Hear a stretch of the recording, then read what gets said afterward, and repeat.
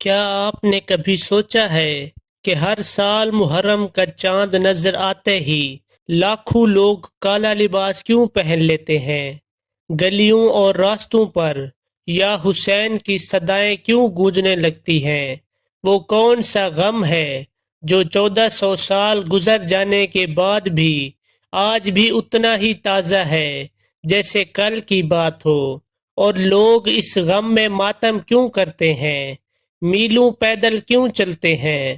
آج کی اس ویڈیو میں ہم ان تمام سوالات کے جوابات بہت ہی سادہ اور سچے واقعات کے ساتھ تلاش کریں گے، اس لیے ویڈیو کو آخر تک لازمی دیکھیے گا، کیونکہ آج کی کہانی صرف تاریخ نہیں بلکہ عاشق اور وفا کی ایک ایسی داستان ہے جو آپ کے رونگٹے کھڑے کر دے گی۔ دوستو، محرم کا مہینہ شروع ہوتے ہی ہر طرف ایک سنجیدگی اور سوگ کا ماحول چھا جاتا ہے۔ لوگ اپنے رنگ برنگے کپڑوں کو چھوڑ کر کالے رنگ کا لباس اختیار کر لیتے ہیں۔ آخر اس کالے رنگ میں ایسا کیا ہے؟ دراصل کالا رنگ ہمیشہ سے دنیا بھر میں غم، دکھ اور سوگ کی علامت نشانی رہا ہے۔ جب ہمارے کسی بہت عزیز کا انتقال ہو جاتا ہے تو ہمارا دل کسی بھی رونق یا رنگ کو قبول نہیں کرتا۔ کربلا کا واقعہ کوئی عام واقعہ نہیں تھا، یہ نبی پاک صلی اللہ علیہ وسلم کے نواسے حضرت امام حسین علیہ السلام، ان کے خاندان کی شہادت کا غم ہے۔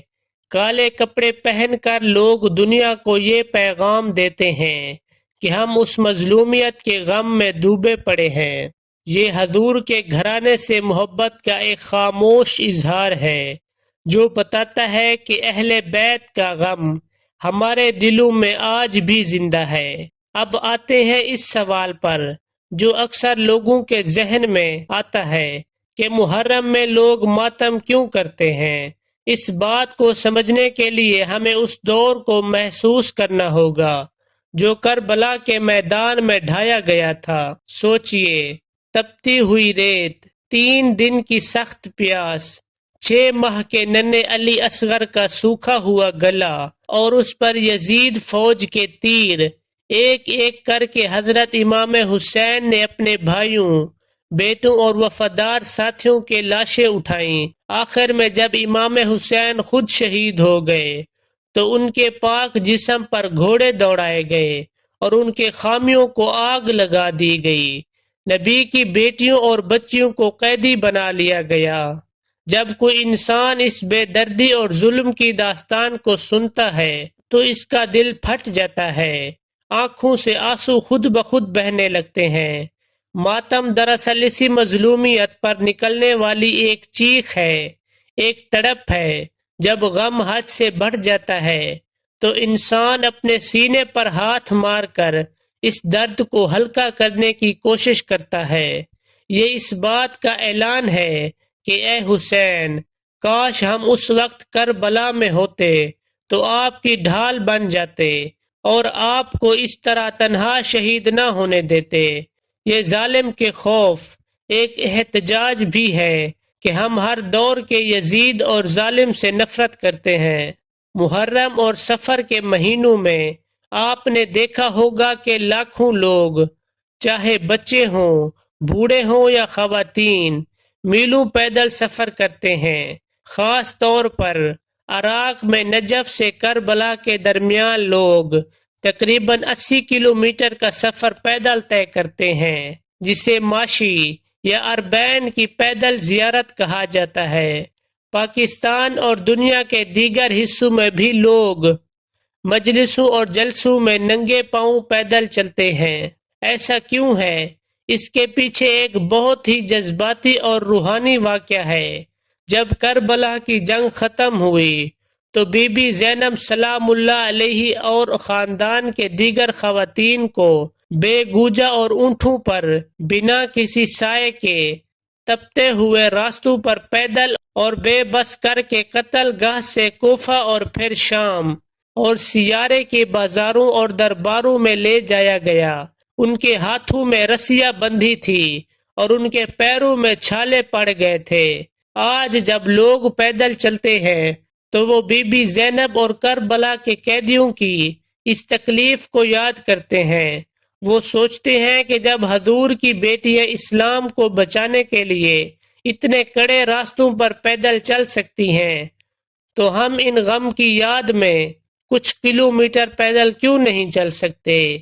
یہ پیدل چلنا امام حسین علیہ السلام کہ حضور کے ایک حاضری ہے، ایک ادب ہے۔ لوگ اپنے پیروں کے چھالوں کو شہزادی زینب کے غم کا نذرانہ بنا کر پیش کرتے ہیں۔ آخر میں ہمیں یہ سمجھنا ہوگا کہ امام حسین نے یہ عظیم قربانی کیوں دی؟ کیا یہ صرف ایک جنگ تھی؟ نہیں، یہ حق اور باطل کا فیصلہ تھا۔ یزید چاہتا تھا کہ امام حسین اس غلط طور طریقوں پر اور ظالم کو جائز تسلیم کر لے اور اس کی بیعت کر لے، لیکن امام حسین نے فرمایا، مجھ جیسا یزید جیسے کی بیعت نہیں کر سکتا۔ اگر امام حسین اس وقت خاموش ہو جاتے یا سمجھوتا کر لیتے تو آج اسلام کا اصلی چہرہ دنیا کے سامنے نہ ہوتا۔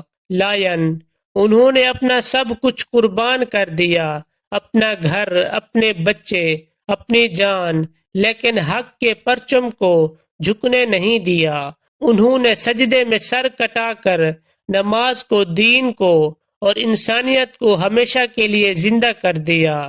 محرم صرف رونے، ماتم کرنے یا کالے کپڑے پہننے کا نام نہیں ہے، یہ نام ہے اپنے اندر حسینی جذبہ پیدا کرنے کا۔ یہ ہمیں سکھاتا ہے کہ جب بھی دنیا میں کہیں ظلم ہو تو اس کے خلاف کھڑے ہو جاؤ، چاہے آپ تعداد میں کتنے ہی کم کیوں نہ ہو۔ محرم ہمیں صبر، وفا، غیرت اور خدا کی راہ میں سب کچھ نچوڑ کرنے کا سبق دیتا ہے۔ دعا ہے کہ اللہ پاک ہمیں کربلا کی شہیدوں کی نقش قدم پر چلنے کی توفیق عطا فرمائے اور ہمارے دلوں میں اہل بیت کی محبت کو ہمیشہ قائم رکھے۔ آمین۔